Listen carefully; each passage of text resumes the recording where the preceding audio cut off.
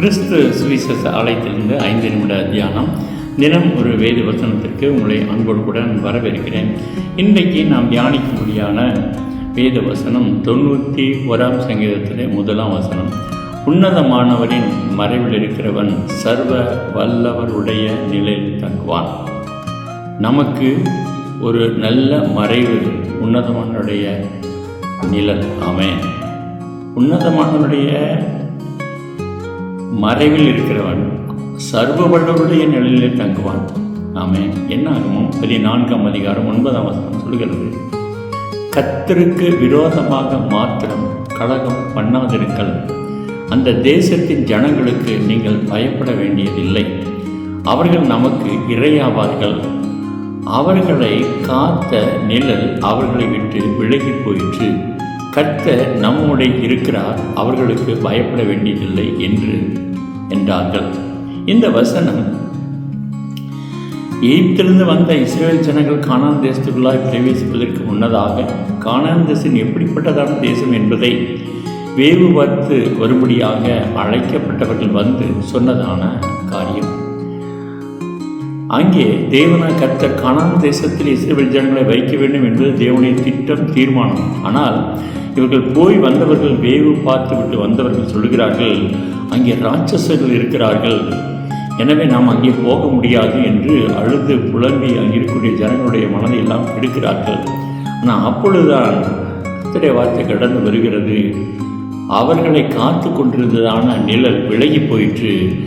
நம்மோடு கூட கர்த்தர் இருக்கிறார். ஆமென். அதை விசுவாசிக்க வேண்டும்.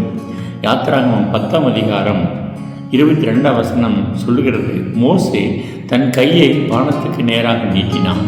அப்பொழுது எகிப்து தேசம் எங்கும் 3 நாள் மட்டும் காரிருள் உண்டாயிற்று.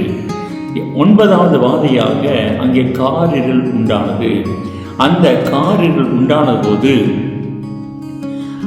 ஜனங்கள் அந்த இருட்டிலே, அந்த இருள் சூழ்ந்த நிலையிலே ஒருவர் கூட அந்த பக்கம் இந்த பக்கம் பார்க்க முடியல, யாரையும் காண முடியவில்லை. அவ்வளவு இருட்டான ஒரு பகுதியாக காணப்பட்டது. யாத்திராகமம் 10ஆம் அதிகாரம் 23ஆம் வசனம் சொல்லுகிறது, 3 நாள் மட்டும் ஒருவரை ஒருவர் காணவும் இல்லை, ஒருவரும் தம்மிடத்தை விட்டு எழுந்திருக்கவும் இல்லை. இஸ்ரவேல் புத்திரர் யாவருக்குமோ என்றால் அவர்கள் வாசஸ்தங்களிலே வெளிச்சம் இருந்தது. ஆமென். அல்லேலூயா. நம்முடைய தேவன் நம்மோடு கூட இருக்கிறபடினாலே, உன்னதமானுடைய மறைவிலே, சர்வ வல்லவருடைய நிழலிலே நாம் இருக்கிறபடினாலே, தேவன் உலகத்திற்கு இருளாய் இருக்கலாம், ஆனால் தேவன் நமக்கு ஒளியாய் இருக்கிற தேவனாய் கர்த்தராய் இருக்கிறார். ஆமென்.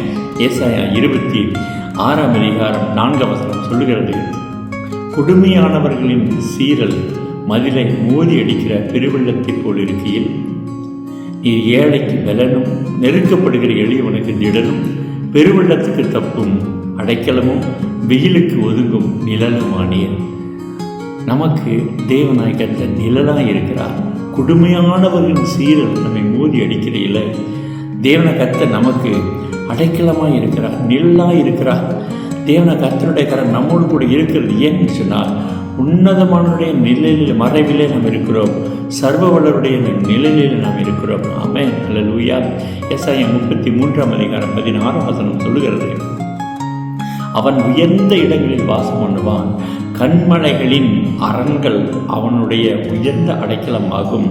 அவன் அப்பம் அவனுக்கு கொடுக்கப்படும், அவன் தண்ணீர் அவனுக்கு நிச்சயமாய் கிடைக்கும். உன்னதமானவர் நம்மோடு கூட இருக்கிறபடினாலே தேவனை கர்த்தர் நமக்கு தேவையான உணவையும் தண்ணீரையும் கொடுப்பதற்கு அவர் வல்லமில்ல தேவனாக இருக்கிறார். யோவேல் 3ஆம் அதிகாரம் 16ஆம் வசனம் சொல்லுகிறது, கர்த்தர் சீயோனிலிருந்து எச்சரித்து எருசலேமிலிருந்து சத்தமிடுவார், வானமும் பூமியும் அதிரும், ஆனாலும் கர்த்தர் தமது ஜனத்திற்கு அடைக்கலமும் இஸ்ரவேல் புத்திரருக்கு அரணான கோட்டையுமாய் இருக்கிறார். ஆமென். அல்லேலூயா.